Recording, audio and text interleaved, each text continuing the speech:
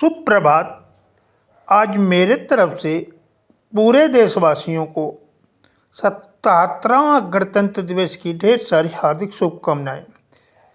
आओ मिलके उन वीर शहीदों को समर्पित करते हैं। आओ झुककर सलाम करें उन्हें जिनके हिस्से का मुकाम आता है।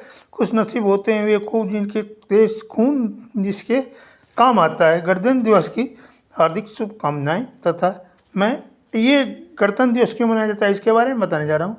15 अगस्त 1947 को हमारा भारत देश अंग्रेजों के चंगुल से आज़ादी मिली।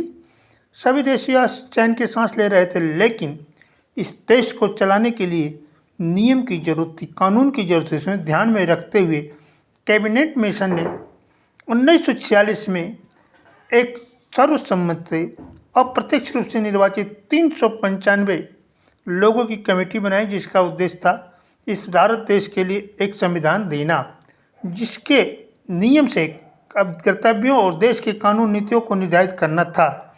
ये दो शब्दों से मिलकर बना है सम, धन, विधान। सम का मतलब होता है सम्मान, विधान का अर्थ होता है नियम या कानून। अर्थात इस पूरे देशवासियों को इस नियम कानून की तरह सबको बराबर में हक है और इसको इसके अनुसार चलाया जाएगा।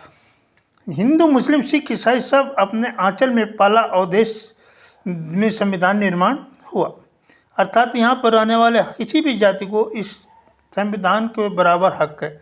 संविधान निर्माण के लिए 29 अगस्त 1947 को एक समिति बनाई गई, जिसके प्ररूप समिति कहा गया। इस समिति के अध्यक्ष सहित 7 लोग थे। इस समिति के अध्यक्ष डॉक्टर भीमराव अम्बेडकर को बनाया गया और इन्होंने और भी समितियां थी जो कि मिलकर इसका निर्माण हुआ।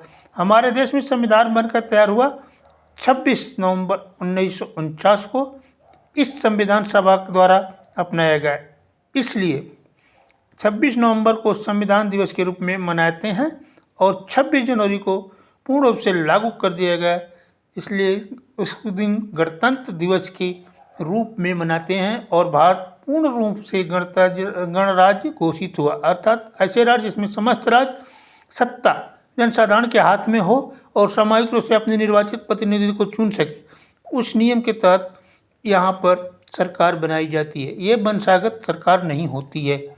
इसमें 395 अनुच्छेद, 8 अनुसूचियाँ और 12 भाग में विभाजित किया गया। अब 448 अनुच्छेद, 12 अनुसूचियाँ तथा 25 भाग बढ़ के हो गए हैं।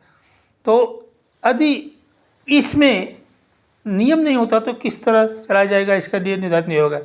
लेकिन ये 26 नवंबर 1929 को तैयार हुआ था, लेकिन लागू किया गया 26 जनवरी 1930 को। कारण इसका था कि हम 26 नवंबर 1930 से स्वाधीनता दिवस मनाते आ रहे थे। इसलिए यदि उस 26 नवंबर को यदि इस दिवस को मनाया जाता तो स्वाधीनता दिवस का कोई वैल्यू नहीं होती। इसलिए दोनों को एक दिन लागू कर दिया गया 26 जनवरी 1950। उस दिन से हमारा राष्ट्र अपने नियम के अनुसार चलने लगा और आज जो हम 77वां गणतंत्र दिवस मनाने जा रहे हैं। इसमें 2 बातें और आती हैं कि 26 जनवरी को राष्ट्रपति क्यों फहराते हैं और 15 अगस्त को प्रधानमंत्री। 15 अगस्त 1947 को हमारा देश आज़ाद हुआ। उस समय हमारा कोई राष्ट्रपति नहीं थे। उस समय हमारे कार्यवाहक मनोनीत प्रधानमंत्री जवाहरलाल नेहरू ने झंडा फहराया। उसे स्वतंत्रता दिवस के रूप में जानते हैं और तब से मनाते आते हैं। लेकिन 26 जनवरी 1950 को संविधान लागू हुआ, जो कि सर्वोच्च व्यक्ति राष्ट्रपति होता है, उनके नाम समर्पित किया गया और उस दिन से ये झंडा फहराया जाता है। 15 अगस्त को झंडा चढ़ाया जाता है क्योंकि उस समय हमारे झंडा को चढ़ाया गया था और ब्रिटिश को झंडा को उतारा गया था। और 26 जनवरी को झंडा को फहराया जाता है क्योंकि हमारा देश स्वतंत्र था। झंडा चढ़ा होता है, उसको राष्ट्रपति फहराते हैं। क्योंकि राष्ट्रपति देश का संवैधानिक प्रमुख व्यक्ति है, इसलिए इस झंडे को और प्रधान राष्ट्रपति करते हैं। आपने ध्यान दिया होगा 15 अगस्त को प्रधानमंत्री झंडा का आरोहण करते हैं तथा 26 जनवरी को राष्ट्रपति झंडा को फहराते हैं। दोनों में अंतर यह है कि हमारे देश आज़ाद हुआ तो झंडा चढ़ाया गया और ब्रिटिश झंडा को उतारा गया 15 अगस्त को। 26 जनवरी को झंडा चढ़ा होता है, उसको फहराया जाता है।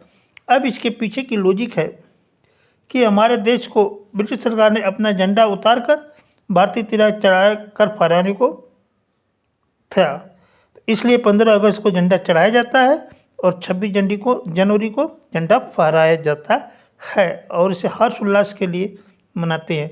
झंडे के ऊपर राष्ट्रीय गौरव का प्रतीक है और आज अब हर साल हमारी सेनाएं तथा देश की उपलब्धियों को दिल्ली के इंडिया गेट पर अपनी शक्ति का प्रदर्शन करते हैं और अन्य देशों को दिखाते हैं कि हमारे पास इतनी शक्ति अर्जित, हमने इतना विकास किया है।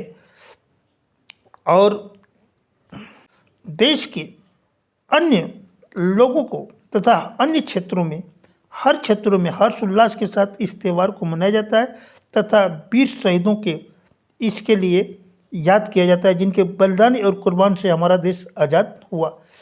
आज सलाम उनको भी करते हैं, खुशनसीब वो भी उतने माँ बाप हैं जिनके बच्चों ने देश के काम आए, जिसके फलस्वरूप हमारा देश आज़ाद हुआ। इस वर्ष के परेड के अध्यक्ष यूरोपीय संघ के अध्यक्ष उर्सुला वान डेर लेयन थे। यदि ये वीडियो आपको अच्छी लगी तो लाइक शेयर करें, सब्सक्राइब करना ना भूलें।